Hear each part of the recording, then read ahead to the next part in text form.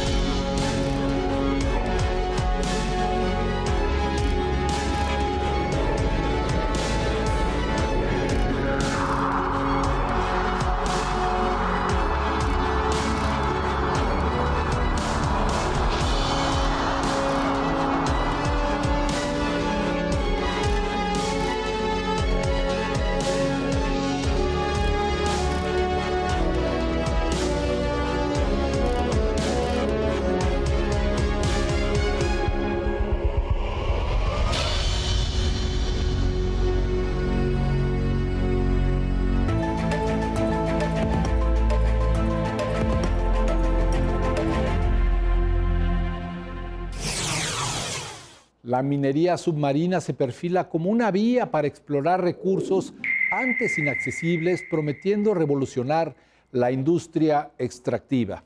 Sin embargo, despierta un intenso debate sobre su impacto ambiental en los frágiles ecosistemas marinos, poniendo en la balanza la innovación tecnológica y la sostenibilidad ambiental. Es la única mina submarina que hay en Europa. Está en la costa asturiana. Fue construida como una tradicional, pero en un lugar poco habitual, muy cerca de la playa. Descubrieron que el carbón que había bajo el mar era de mucha mejor calidad, con lo cual empezaron así esa primera explotación. Se explotó durante 80 años y dejó de funcionar en 1915. Las filtraciones del agua del mar, los incendios espontáneos fueron lo que hicieron inviable el continuar con la explotación. A bordo de barcos como este, geólogos, biólogos marinos buscan nuevas minas de materiales en el fondo del mar. Funcionan con estos robots que son capaces de recolectar metales o nódulos hasta 6.000 metros de profundidad, esenciales para las baterías de coches eléctricos o de los móviles. Lo que está ocurriendo es que los descubrimientos de minas en tierra son mucho más escasos que hace décadas, que la sociedad actual requiere de enormes cantidades de metales. ¿Qué sabemos de estos nódulos en cuanto a la biodiversidad?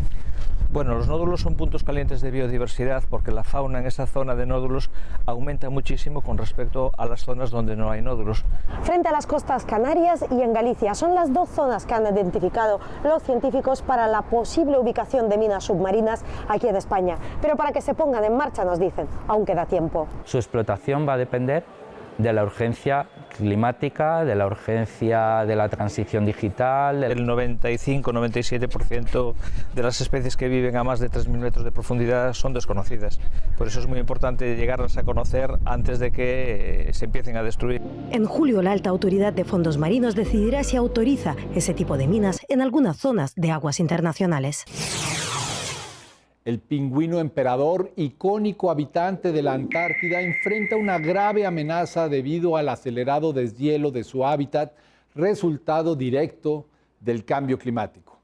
Esta situación pone en riesgo su supervivencia y alerta sobre el delicado equilibrio de los ecosistemas polares. El pingüino emperador es quizás la especie más querida, icónica y popular de la Antártida. En realidad es una especie que no tiene depredadores, está muy lejos de la mano del hombre, casi no tiene contacto con él y pues también parece estar muy lejos de la contaminación. Sin embargo, su existencia está totalmente amenazada debido a los efectos del cambio climático. El pingüino emperador necesita un hielo estable, firme, en el cual pueda reproducirse. Y ese hielo se produce en los meses de invierno en la Antártida. Este mar que rodea la Antártida se congela debido a las bajas temperaturas y se extiende casi al doble del área del continente. Entonces los pingüinos tienen que ir a este hielo para quedar más cerca del borde del mar y poder ir a alimentar a sus polluelos y regresar. El problema es que estamos viendo que conforme el calentamiento global sigue aumentando año con año, los hielos se están fracturando mucho más temprano de lo habitual. Estamos hablando de que los pingüinos se reproducen alrededor de marzo y abril. Para agosto, septiembre los huevos ya eclosionan y para diciembre, enero ya generaron el plumaje que necesitan para poder resistir el ambiente antártico. Sin embargo, los hielos ya desde noviembre están fracturados y a veces hasta desapareciendo en su totalidad. Algunos estudios, sobre todo en el lado occidental de la Antártida, demuestran que de 5 colonias que se estaban analizando, solamente una se pudo reproducir o tuvo viabilidad en esa generación. Todos los demás sucumbieron, los polluelos mueren ahogados o mueren de frío porque no generan el plumaje adecuado para resistir el ambiente antártico. Esto nos recuerda el compromiso que tenemos como ciudadanos para tomar acción climática y desde nuestras ciudades y países minimizar nuestras emisiones de carbono para evitar que el calentamiento global siga mermando las poblaciones de pingüinos, ¿no? Y muchas otras especies que se están viendo amenazadas por estos efectos de cambio climático. Recordemos que el pingüino emperador es la única especie que se puede reproducir durante el brutal invierno antártico y se proyecta que las siguientes 3 generaciones el pingüino pudiera entrar oficialmente en la categoría de especie en peligro de extinción, lo cual sería un fracaso total para la humanidad. Portugal se ha convertido en un actor importante en la transición energética global con sus innovadores parques híbridos, contribuyendo significativamente a la lucha contra el cambio climático. Estos proyectos que combinan energía solar y eólica optimizan el uso del terreno y mejoran la eficiencia energética. El grupo luso EDP inauguró este lunes su segundo parque que combina generación eólica y solar en Penela, Portugal, un paso más en su apuesta por los sistemas híbridos del mercado ibérico, donde desarrollará 1.600 megavatios con este tipo de proyectos en los próximos años. El proyecto, desarrollado a través de la filial EDP Renovables, supone la instalación de 36.000 paneles solares junto a los 23 aerogeneradores del Parque Eólico São João, que opera desde 2008. En conjunto, son capaces de producir 79 gigavatios hora de energía renovable al año y abastecer a 23.000 hogares de la región. Las dos tecnologías comparten el mismo punto de conexión a la red, con lo que prácticamente se duplica la capacidad de producción en una misma localización, según la empresa. La combinación de las dos tecnologías permite suministrar energía a la red de forma más constante gracias a los aerogeneradores y los paneles bifaciales, que permiten aprovechar la radiación solar por ambos lados. El futuro pasará por añadir también un sistema de almacenamiento con baterías para optimizar todavía más la producción. El proyecto permitirá además evitar la emisión de 40.000 toneladas de CO2 al año. La apuesta por sistemas híbridos en el mercado ibérico va a continuar y EDP tiene en este momento en estudio o desarrollo más de 1.600 megavatios en proyectos en España y Portugal. El derretimiento del hielo en el Ártico está alterando la cadena alimenticia, afectando la supervivencia de especies que dependen de este frágil ecosistema. Este cambio subraya la urgente necesidad de acciones globales.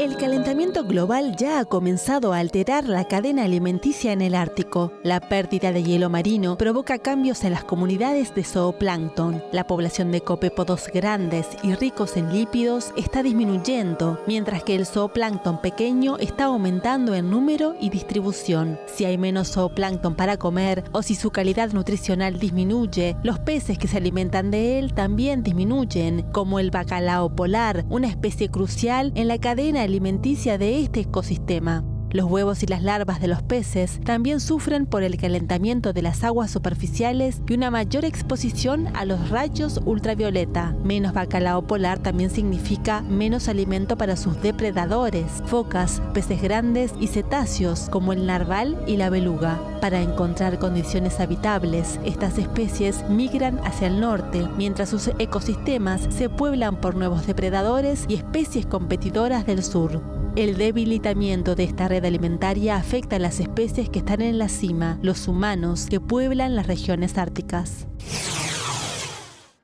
Está usted viendo el noticiero científico y cultural iberoamericano NSC.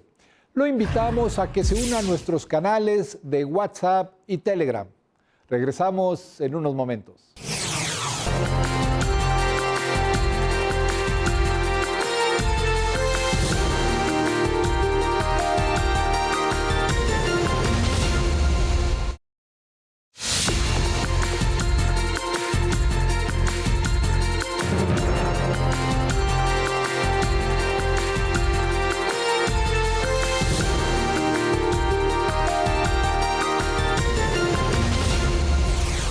En el Congreso Mundial de Telefonía Móvil de este año en Barcelona, los robots y el auto volador capturaron nuevamente la atención de todos, consolidándose como las estrellas del evento y abriendo una ventana a un futuro que ya no es de ciencia ficción.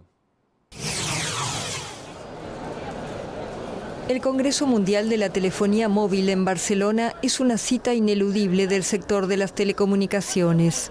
Y cada año es aprovechado por los fabricantes para mostrar sus innovaciones. Como es habitual, los robots suelen ser los que más llaman la atención, como Ameca, un robot humanoide que conversa con su interlocutor, o este robot perruno que ofrece la pata, reconoce la voz de su amo y puede subir y bajar escaleras. También está Hyodol, una muñeca que parece un juguete, pero que esconde un robot dotado de sensores y microprocesadores potenciados con inteligencia artificial. Está pensada para convivir con personas mayores que sufren soledad o dependencia. Si preguntas sobre si tomó la medicina y si la toman de la mano, el guardián puede enviar una alarma a la aplicación, así que puede darse cuenta de si se ha tomado la medicina o no. Para los fanáticos de los autos, la empresa Aleph Aeronautics mostró su Model A, capaz de circular tanto por las carreteras como por el aire, despegando en forma vertical. Tiene propulsión eléctrica. En realidad no estamos atados a ninguna fuente de energía. Puede ser hidrógeno, por ejemplo, para que funcione de forma aún más ecológica. Actualmente utilizamos baterías disponibles en la industria para alimentarlo. El tiempo de vuelo previsto será de alrededor de 1 hora. La empresa espera iniciar la producción de su vehículo, que costará unos $300.000 a finales de 2025. Otra estrella del Congreso ha sido el computador portátil ThinkBook Transparent Display del fabricante chino Lenovo. Tiene una pantalla transparente que funciona a base de microLED. Sin teclado, tiene más bien una superficie táctil donde se pueden proyectar las teclas. Finalmente, Samsung presentó su Galaxy Ring. Disponible en 3 colores y adaptable a distintos tamaños, el anillo empezará a comercializarse en la segunda mitad de 2024. Todos consumimos y por ende somos responsables de los residuos que generamos. Sin embargo, a menudo resulta tentador simplemente cerrar la bolsa de basura y olvidarnos del asunto. ¿Qué ocurre realmente con nuestros desechos?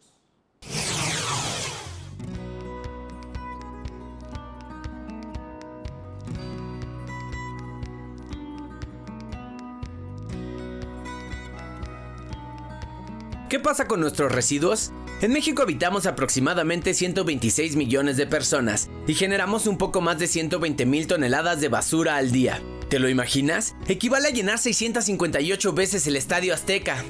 En promedio, cada persona del país produce 0.944 kilogramos de basura al día. En la Ciudad de México, esta cifra es mayor. El promedio es de 1.37 kilogramos por día. Esta ciudad genera más de 9,000 toneladas diarias. ¿Qué tal otra bolsita de papas y un refresco?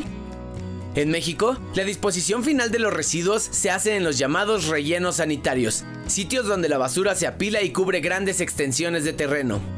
Pero no todo lo que tiramos debería tener ese destino. 31.56% de los residuos se pueden reciclar o reutilizar. 46.42% son residuos orgánicos y solo el 22.03% son los que no se pueden reutilizar. Así que podríamos evitar que más del 70% de la basura llegue a estos lugares. ¿Cómo hacerlo? Los residuos orgánicos se pueden compostar, un abono ideal para tus plantas. Podemos y debemos reducir nuestro consumo de productos desechables y de productos con envolturas, lo que tiene un beneficio hasta para nuestra salud, y separar nuestra basura, pues así se pueden reusar y reciclar mucho más y mejor los residuos. Así que la próxima vez que pidas para llevar, ve preparado con tu recipiente reutilizable. Recuerda que a todos nos toca ser responsables y cuidadosos con nuestro planeta. Los círculos de lectura enfocados en género emergen como una herramienta clave contra estigmas y miedos, proporcionando un refugio seguro para el diálogo y el aprendizaje. En Colombia, uno de estos espacios promueve el entendimiento y la empatía, retando convenciones sociales y fomentando igualdad y aceptación. A través de una lectura colectiva nos trasladamos a la Bogotá de los años 80, donde Felipe, adolescente bogotano que sueña con ser futbolista y director de cine, se enamora de su compañero de fútbol. Es un tema de relevancia en la actualidad, es un momento en el que estamos dispuestos como sociedad a trabajar ante todos estos estigmas, estos estereotipos que hay ante el género y ante la sexualidad y por ello es relevante que desde la biblioteca hablemos de temas de género. Fernando Molano nació en Bogotá el 9 de julio de 1961 y falleció el 10 de abril de 1998. Fue un escritor y crítico literario. Con su libro Un beso de Dick ganó el premio de la Cámara de Comercio de Medellín en 1992. Quise empezar con esta porque era un producto colombiano, ¿no? Y qué más que empezar por la casa, ¿no? También porque surge desde esta primera experiencia pasional y emocional, ¿no? De unos adolescentes que están descubriendo lo que es enamorarse. Este espacio literario permite una creación colectiva de conocimiento ligada a la diversidad, tanto cultural como literaria, donde los visitantes interactúan con una obra colombiana.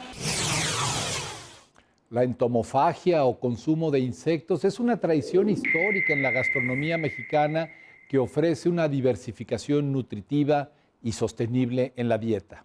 Desde chapulines hasta gusanos, estos ingredientes no solo son ricos en proteínas, sino que también representan una práctica culinaria ancestral que goza de plena aceptación. Viscosos pero sabrosos. Desde chapulines, gusanos de maguey, escamoles, jumiles y hormigas, entre muchas especies más, los insectos han sido parte de la gastronomía mexicana desde la época prehispánica. Se tiene conocimiento de esta práctica gracias a algunos análisis de heces fosilizadas que se han encontrado en cuevas y que se han detallado en los códices de cronistas de la conquista. Esta actividad se da gracias a la abundancia que tenemos de los insectos, a su distribución, a su sabor, y todo esto nos lleva a que la dieta era muy diversificada. Eso significa que era muy rica en nutrimentos y tanto en plantas como en animales. El consumo de insectos no es una práctica exclusiva de México, ya que también se realiza en otras regiones de Asia, África y América Latina. Sin embargo, en nuestro país forma parte de una reconocida tradición culinaria. En México tenemos un promedio de 601 especies de insectos comestibles registrados en diferentes estados. Y dentro de toda esta diversidad que yo acabo de mencionar, son muy importantes los chapulines, los jumiles, el aguautle, el atzayacal, la grana cochinilla, el gusano blanco de maguey, el gusano rojo de maguey, las hormigas mieleras, los escamoles, etc. Ya sea como botana, en salsa o de un platillo principal, los insectos son una opción alimenticia de gran contenido nutricional. Los insectos son una fuente de proteínas. Y le pongo un ejemplo, los chapulines tienen y las langostas tienen un promedio de 70% de proteína en base seca. En términos prácticos, esto significa que de 100 gramos de chapulines que yo estoy analizando, 60 son proteínas. Comparativamente, nosotros podemos decir que los chapulines tienen hasta 7 veces más proteína que el maíz, que es un alimento típico mexicano. La entomofagia, término con el que se refiere al consumo de insectos, actualmente goza de gran popularidad entre la gente, al convertirse en ingredientes codiciados para la industria alimentaria, porque forman parte de platillos gourmet. Esta actividad debe de ser racional. Debemos de aprovechar el recurso de tal manera que este no se agote y que cada año esté presente este tipo de alimento que es nutritivo. El consumo de insectos en México es una representación de la tradición e identidad que caracteriza a la gastronomía en nuestro país. Seguir deleitándonos con su sabor es una forma de preservar su valor cultural. El Museo Jinshu, dedicado a preservar la rica historia de la dinastía Shang, celebra la apertura de su nuevo edificio. El espacio, diseñado para albergar y destacar los valiosos hallazgos arqueológicos de uno de los sitios más antiguos y significativos de China, ofrece a los visitantes una ventana única al pasado de ese país. El nuevo edificio del Museo Jinshu en la provincia central china de Henan se abrió al público el lunes. Ofrece una visión de la civilización Shan de hace más de 3.000 años. Como nuevo hito de las ruinas Jin declaradas Patrimonio de la Humanidad, el museo exhibe una amplia gama de reliquias culturales que incluyen objetos de bronce, cerámica, objetos de jade y huesos de oráculo. Ubicado cerca del sitio arqueológico de las ruinas Jin, en lo que fuera la última capital de la dinastía Shang del 1600 a.C. a 1046 a.C., el Museo Jinshu ampliado es el primer museo arqueológico nacional importante que presenta de manera integral la civilización Shang. Las ruinas Jin son el primer sitio capital documentado de finales de la dinastía Shang en China, como lo confirman excavaciones arqueológicas e inscripciones en huesos de oráculos. Las ruinas Jin son un representante típico de la excelente cultura tradicional china. Las inscripciones, rituales, artículos de bronce y objetos de jade descubiertos en las ruinas Jin son la encarnación profunda de nuestra excelente cultura tradicional china. También nos proporcionan una buena referencia para construir las ruinas, civilización moderna de nuestra nación china. El nuevo edificio cuenta con un área de exposición de 22.000 metros cuadrados donde se exhiben cerca de 4.000 artículos o conjuntos de reliquias culturales. Aproximadamente 3/4 partes de estas reliquias se exhiben por primera vez al público, junto con múltiples nuevos logros alcanzados en importantes esfuerzos arqueológicos. Con información de la oficina en Shengshu, China, Noticias Xinhua. Muchas gracias por acompañarnos en el noticiero científico y cultural iberoamericano NSC. Agradecemos a los socios de ATEI que a través de sus plataformas hagan posible este noticiero, al igual que a las agencias informativas AFP, EFE, Xinhua y Deutsche Welle. Soy Iván Carrillo, los invito a visitar nuestra página noticiasnsc.com y a seguirnos en nuestras redes sociales. Somos @NSC Iberoamérica. La próxima emisión, más información científica y cultural.